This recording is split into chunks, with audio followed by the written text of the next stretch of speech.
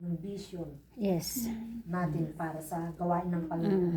Dahil hindi lang para sa atin ang ano natin, kundi para sa mga kaluluwa na wala pa sa ating Panginoon.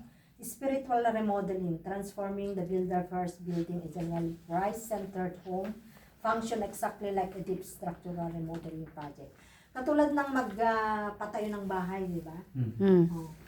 Kung walang engineer, walang ano ba yung sa Architect. hindi mabubuo ang bahay. At saka kung wala ka ring pera, magpatayo ka ng bahay na wala kang pera, tama. makakapatayo ka ba? Tama, Hindi, di ba? hindi. So, ganun din ang iglesia ng Panginoon. Kailangan na meron ka pa ring Laborer. plan, may plano ka. Kasi kung wala kang plano, at saka kung mag-isa ka lang magplano, hindi mo rin magagawa, di ba? Di ba? Ang daming mga tauhan ng mga nagpapatayo ng bahay. So, ganun din sa ating bilang anak ng Panginoon or disipulo ng ating Panginoon or para maging spiritual remodeling tayo, dapat mag-start muna sa atin. Gawin natin yung kung ano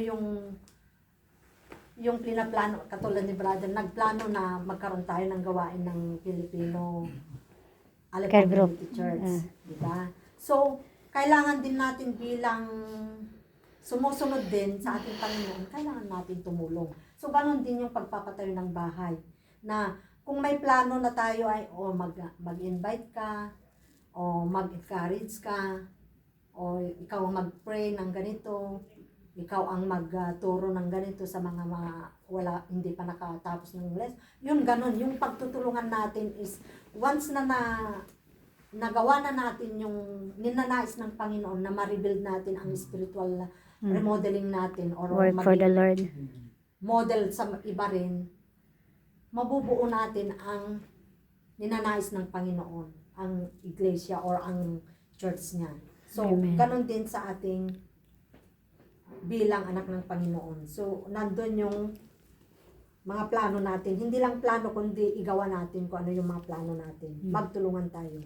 Before we can hope to instruct a sanctuary that accurately honors and reflects Christ, we must first follow Him to entirely rebuild and transform our personal lives. So, yun. Yun na. Yung mga dapat mauna muna sa ating buhay bago natin maigawa sa iba. So, ganun ang pag-rebuild na bago natin makita ang ibang tao na mabago, dapat tayo muna.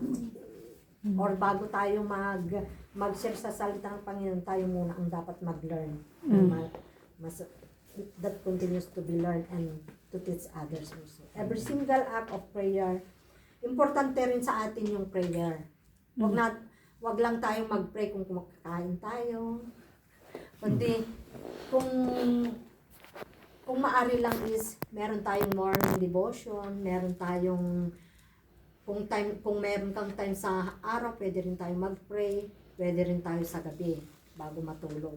Kasi yun ang ninanais ng Panginoon na meron tayong close relationship sa ating Panginoon. Ang prayer, yun ang importante sa atin. At hindi rin natin kakalitaan yung pagbasa sa salita ng Panginoon kasi yun ang nagpapatibay talaga sa atin.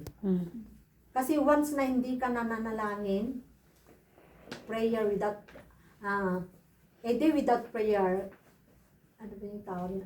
Merong words na ano na a day without prayer, yung parang nanghihina ka. Naranasan nyo na ba na hindi nanalangin sa isang araw na mabugnutin ka pa? Naranasan ko yun, experience ko yun. Kaya sabi ko sa Panginoon talaga, inano ko na kailangan na may prayer every day talaga.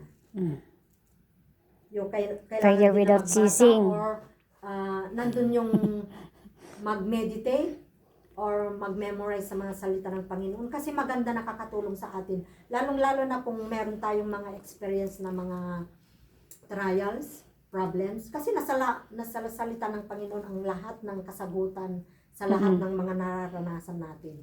Right.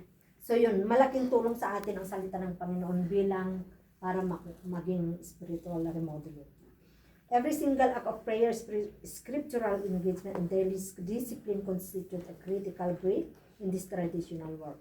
Katulad din yung pag-ayos ng bahay nga, nandun yung pag-remodel ng mga yung brick, hindi naman agad mabuo kung hindi inaano talaga, di ba? Yung mga hollow blocks. Pina-founded. Yun. Kina-founded Nandun talaga. din ang mga gamit, hindi lang iisang dapat gagamitin at hindi rin iisang gagawa kasi may mga maghalo-halo. So yun ang ano natin na bilang isang disipulo ng ating Panginoon, bilang anak ng Panginoon, kailangan ng magtulungan. Praise God. Authority and family.